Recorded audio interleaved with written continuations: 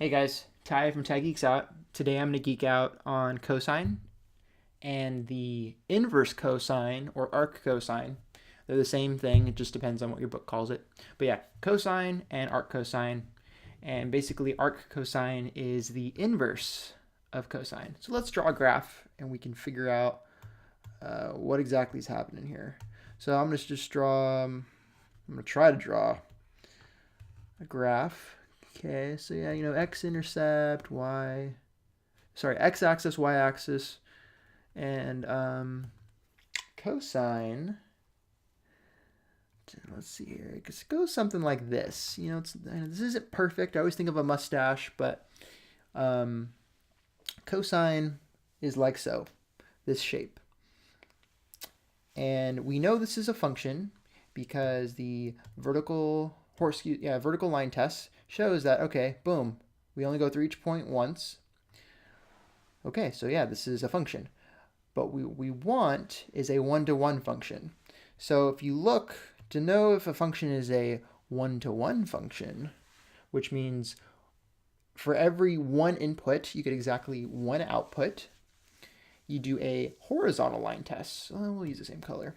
So if you see here, if you draw a horizontal line, it hits multiple points as x is, so there's multiple outputs depending on what your x is. So no deal, no bueno. What can we do to get the inverse and still make it a function n to one? We're going to have to limit the domain. So let's just draw what the cosine, arc cosine or inverse cosine function looks like. So forgive me in how the scale isn't that great. Something like this. So if we reversed it, if we inversed this function, we see here it goes from left to right, regular, on the standard cosine, but arc cosine is up and down, and it continues on forever. So to get this a function and a one-to-one function, we're going to limit its range in domain to kind of right there. So, don't worry, I'll get rid of this mess, and you guys will be able to get a better scale or a better idea of what's going on here by using this picture I have right here. So, okay. So this box is what I scribbled right here. It's actually not the best scale, but don't worry, I'll delete this, but I'll be thorough with what's going on here. So again, the domain and range of both of these functions. Here's the line right here. Let's go green. So let's just pretend, boom. Whoop. It's really hard to draw on a drawing tablet. Okay, green line. Try it again. Green line. Okay, so this green line is the same as this green line, but they've limited the domain and the range to one spot. So let's purge this contraption, because this is just horrible if you had to use this on a test. This is what we want here. Clear. There we go. Okay. So the domain, which is all the x's, as you can see, it's limited to 1 and -1 on arc cosine. And then if you look at it from the y-intercept, the y's, just on, let me get a color just to emphasize. We'll do purple. Okay, cool. So yeah, purple, this is purple, this line right here. It starts at 0 and it works its way up all the way to pi. Okay, so this is the arc sine. This is how we're going to find our answers. Excuse me, this is the arc cosine or inverse of cosine, and this is what we understand is going on when we see this as a problem. So I love graphs, and I love them because they help me visualize what's going on when the function changes, but this isn't the best thing for me when it comes to solving answers for arc cosine. So I'm going to do a clear, boom, and we're going to do some problems.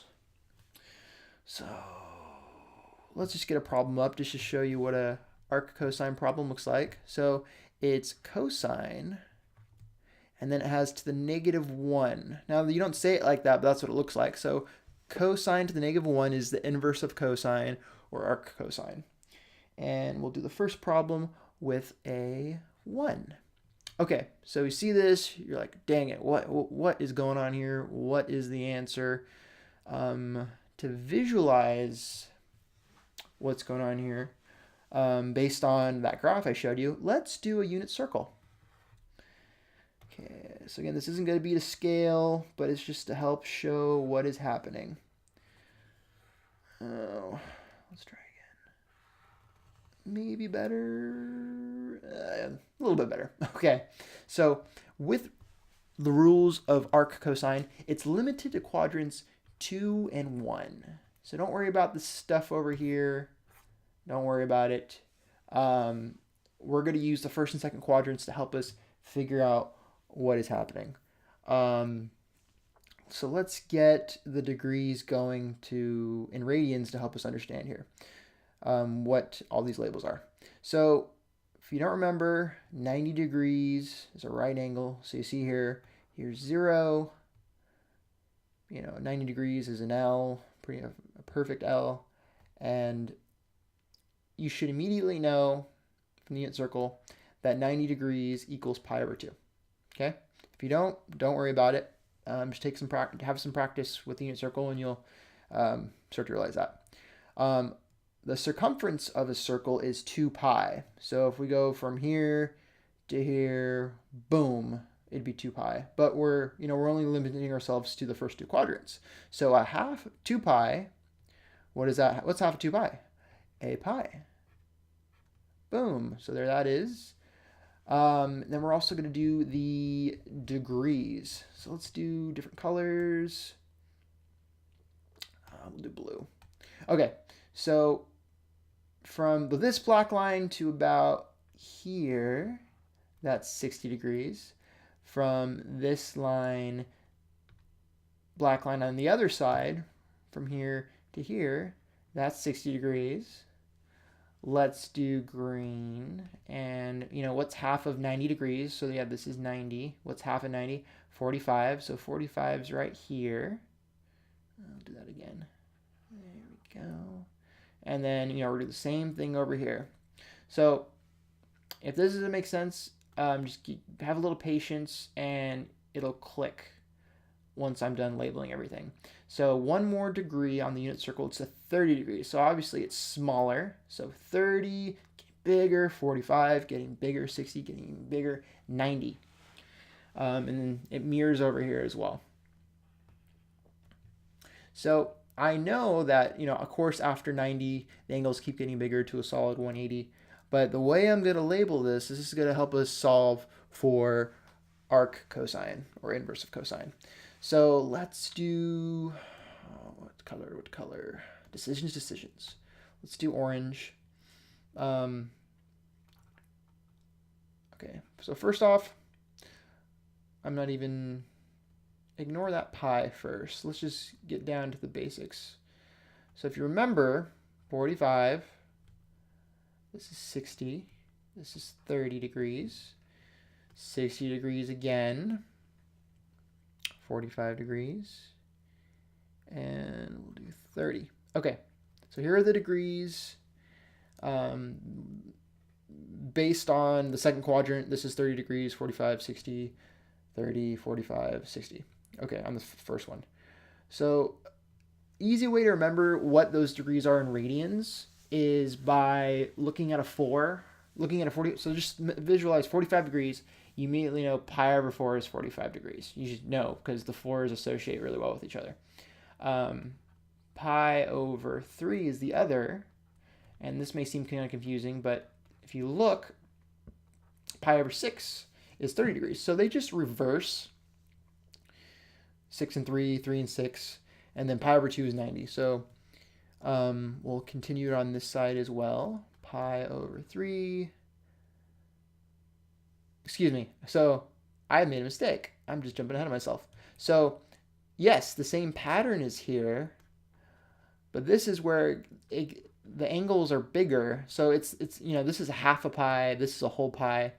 We can't keep doing. We can't mirror it exactly how we do with the degrees. So we have to increase the pi's here because, pi over 4, pi over 3, pi over 2, and then a whole pi. So what's in the middle here? It might be kind of confusing, but we're getting closer and closer to a whole pi. So this is a 3. So to remember for the second quadrant, they're bigger than a half a pi, but they're not as big as a whole pi. So all of these numerators are actually just one less than the denominator. So 2 pi, 3 pi over 4, and 5 pi over 6. So there we go. This is our cheat sheet. I'm sure you guys can draw it much more eloquently and beautiful than I can, but this is just going to help us solve the answers. Okay, so let's go back to black. There we go. Okay, so what does this equal? Well, let's go right down here.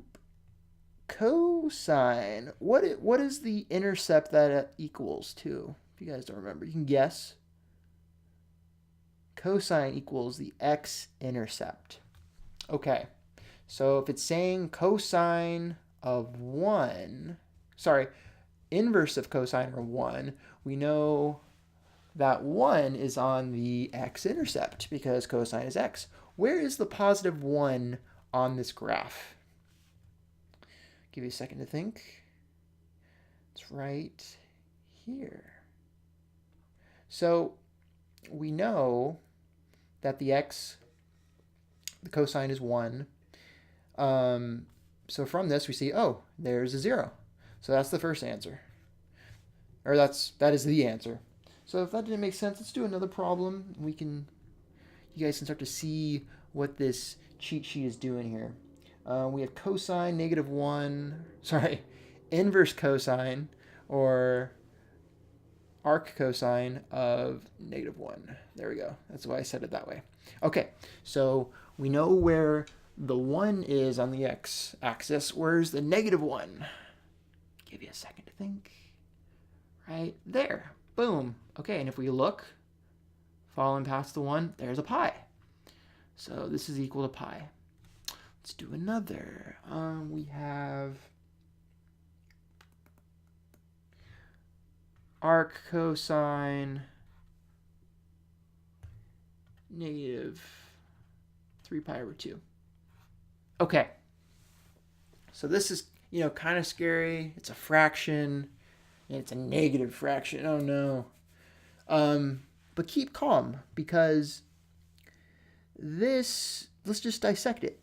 From the unit circle, if you guys haven't had a chance yet to look at it, cosine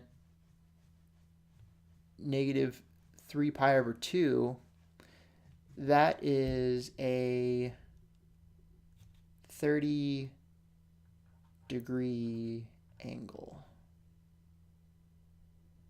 And if you're wondering how I got that, well, you guys will have to check out my unit circle video once that's available. But if you notice, it's a negative. There's a negative right here. Let's do that. There's a negative. So remember how cosine equals x? Well, since there's a negative here, this x becomes negative x. So where is 30 degrees and negative x? Well, it's not over here because all the x's are positive. It's over here, the only other 30 degrees. So this is equal to 5 pi over 6. Let's try another one. We have arc cosine negative square root of 2 over 2.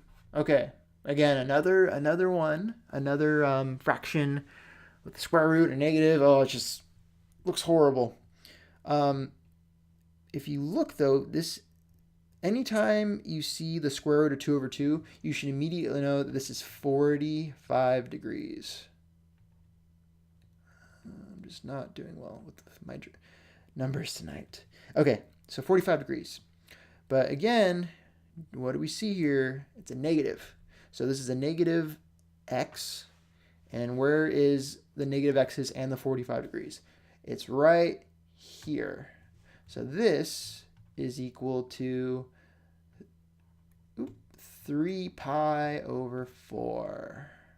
Okay, we'll do one more. Cosine is equal to -1/2. Another fraction, but there's not a square root. Goodness, what is it equal to? Well, from back to the unit circle, we know immediately this is 60 degrees.